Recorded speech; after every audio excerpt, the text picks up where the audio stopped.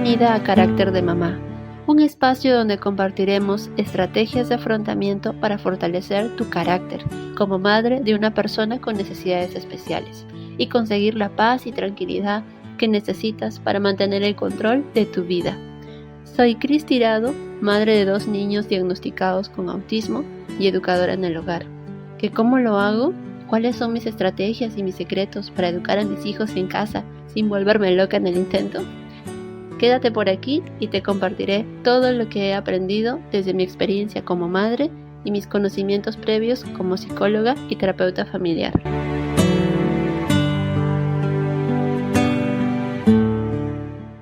Hoy es 9 de noviembre del 2024, un buen día para hacer las compras de mercado en familia. Si tienes la oportunidad de ir al mercado a comprar con tus hijos, te comento que yo prefiero hacer las compras los días de semana en horas donde hay menos gente y menos bullicio, para que mis hijos puedan acompañarme tranquilos. Generalmente compramos comida para la casa y algún bocadito que ellos desean, cuando tenemos la posibilidad de hacerlo. El mayor ya entendió cuando no hay dinero o la posibilidad de comprar algo que él quiere, y el menor aún está en proceso de entenderlo. Por ejemplo, yo compro el pollo y les anticipo que luego vamos a comprar los chifles. Esos son plátanos cortados en rodajas y fritos. Son muy crocantes. El mayor estuvo atento y escuchó lo que dije. Él es un hombre de pocas palabras. Y antes de llegar al puesto o el stand de la señora que vende los chifles, mi hijo mayor me mira a los ojos y me dice, chifles. Como ya se lo prometí, le compro sus chifles. Ahora yo te pregunto, ¿cuántas promesas has hecho en tu vida? ¿Cuántas de estas promesas las cumpliste? ¿Y cuántas de ellas no? Cierto tiempo atrás, yo le prometí a mi hijo mayor que le compraría los chifles en el mercado, pero al llegar al stand de la señora de los chifles, su puesto estaba cerrado.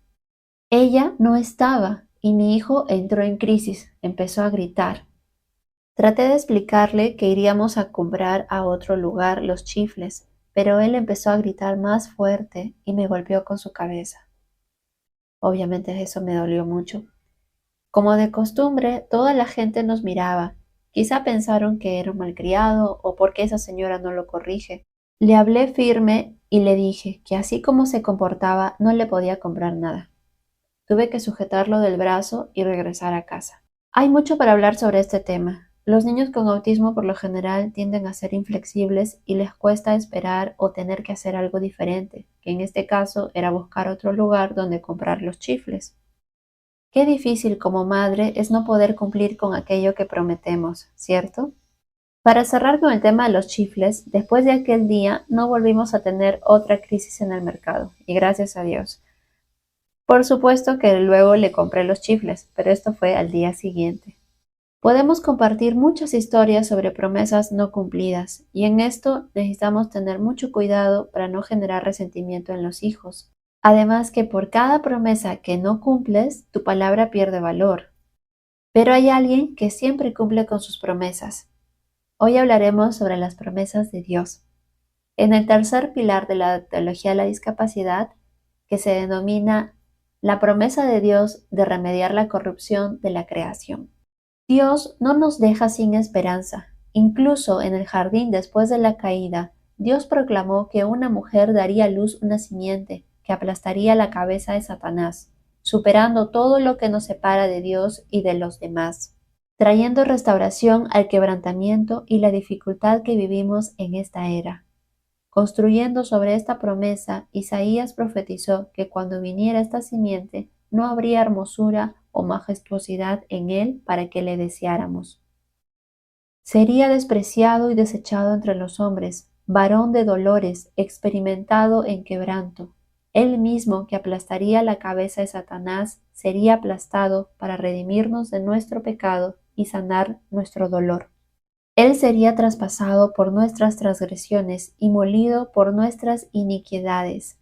Aquí nos menciona 4 pasajes bíblicos que mencionaremos en adelante.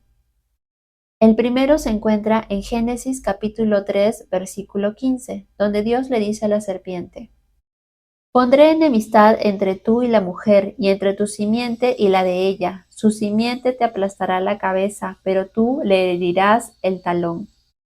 Aquí hace referencia al conflicto entre Satanás y la descendencia de la mujer.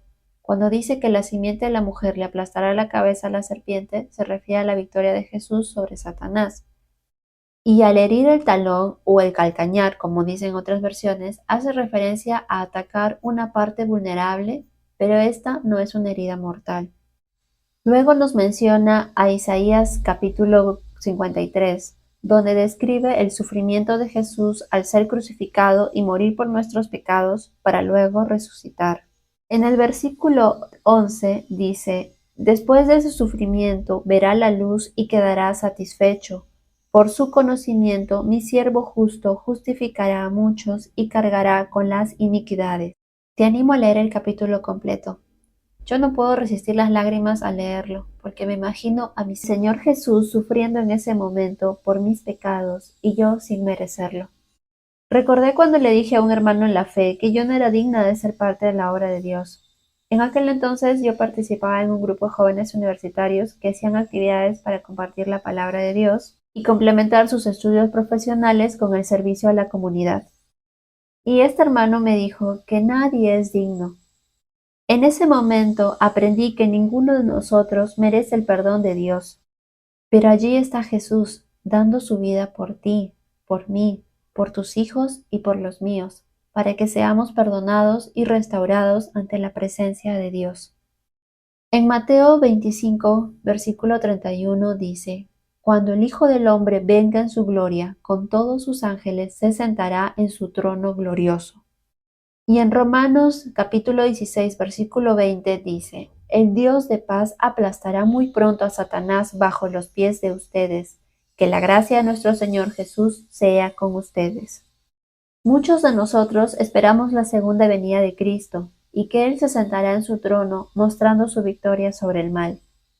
Guardamos la promesa de Dios que Cristo restaurará nuestras vidas. Desde Génesis, Dios reveló su plan de salvación, que Jesús moriría por nosotros y nos liberaría del pecado. Las promesas de Dios no son como las que nosotros hacemos. Él sí cumple, en el tiempo que Él lo dispone, y nosotros tenemos que aprender a esperar, para enseñar a nuestros hijos con necesidades especiales a ser pacientes y confiar en las promesas de Dios, que Él las cumplirá a su debido tiempo.